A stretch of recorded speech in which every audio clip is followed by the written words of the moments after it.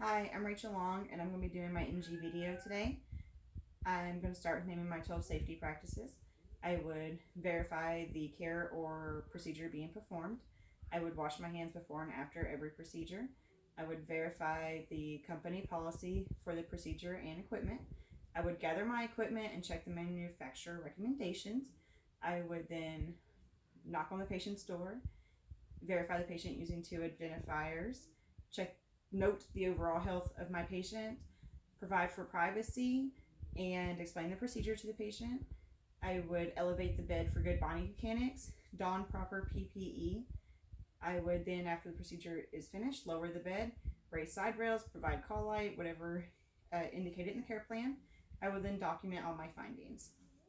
I have my doctor's order here. I'm going to, 7:30, I'm going to place an NG tube to low intermediate suction. I would begin with assessing my patient, raising them into the high Fowler's position.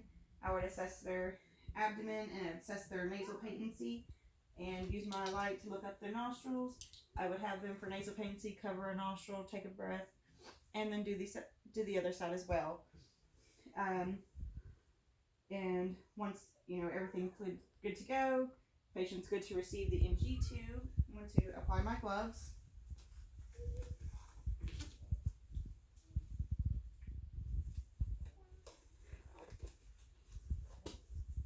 And grab my tube. I'm going to begin with measuring how much tubing I'm going to need. I'm going to start at the bottom of the nostril, down to the earlobe, down to the xiphoid process. Once I have my placement, I'm going to take tape and I'm going to wrap tape around the placement. And once properly identified, I'm going to take my tube, I'm going to place it in what would be lubricant. I would place it 3 to 4 inches in to make sure it's properly lubricated for the procedure. And once done, you would come back and explain to the patient that they may feel some uneasy and uncomfortableness during the procedure. I would have them tilt their head back, begin to insert the tube up the nostril, and as I begin to come down towards the back of the throat, I would check the placement, make sure there's no coiling in the back of the throat. I would provide water and a straw and cup, have the patient to begin to sip slowly. As the patient is sipping and swallowing, I will advance the tube until I come across the placement, and making sure if any gagging or coughing occurs that I immediately stop the procedure and then begin again. I'm going to secure the temporarily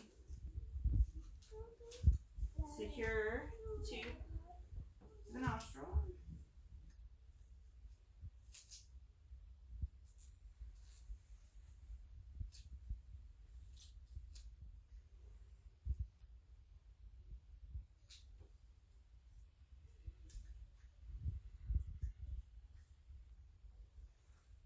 Of course, in real life, it would only be on the nose.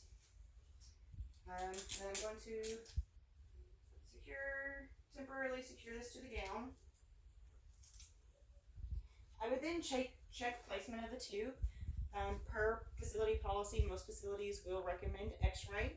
We are also going to check the pH today. I would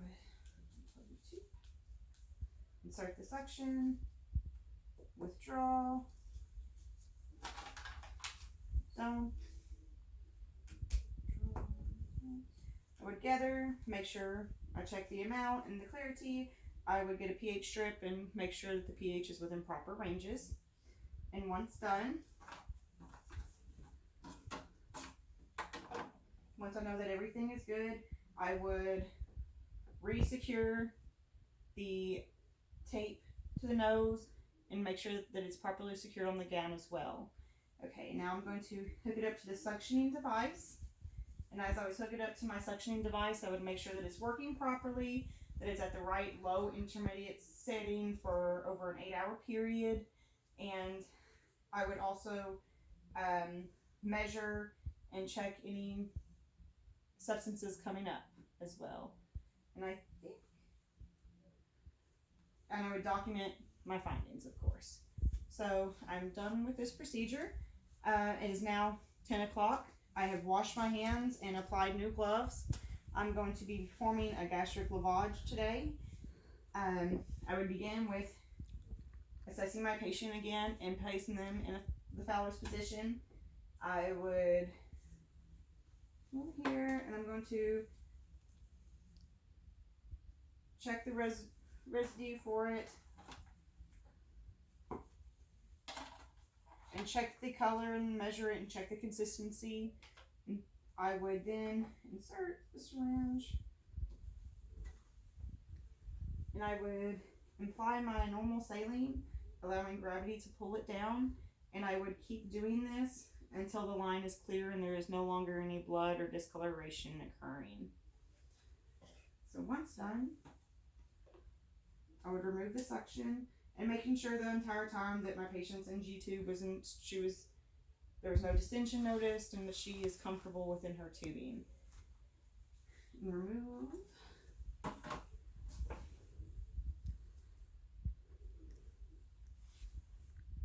And I'd secure it and go document my findings again. Now I'd come back in. It is 2:30. I would wash my hands and re-glove, of course. I would place the patient back into a Fowler's position.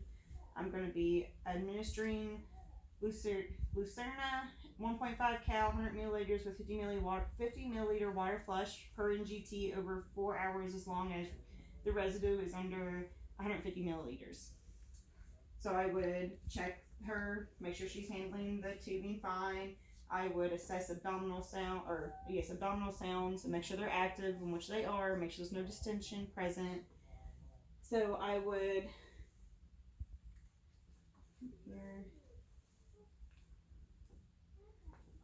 withdraw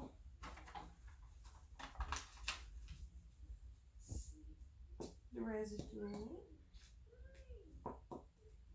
and I would measure it and check the clarity of it and make sure it's beneath the 150 milliliters, which it is, so we can perform the feeding today.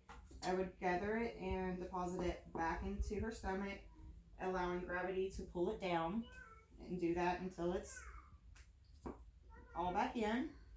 And once done, I'm then going to begin with taking my room temperature water and flushing 25 milliliters through my syringe into my tube, letting gravity pull it down.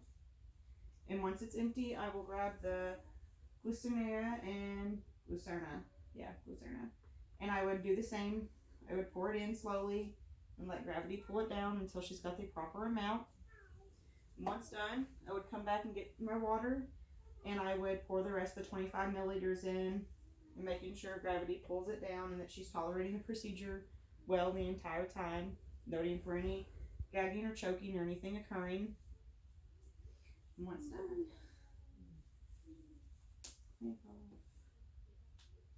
and I would wash my hands, and I would check on my patient, and I would document all my findings. Thank you.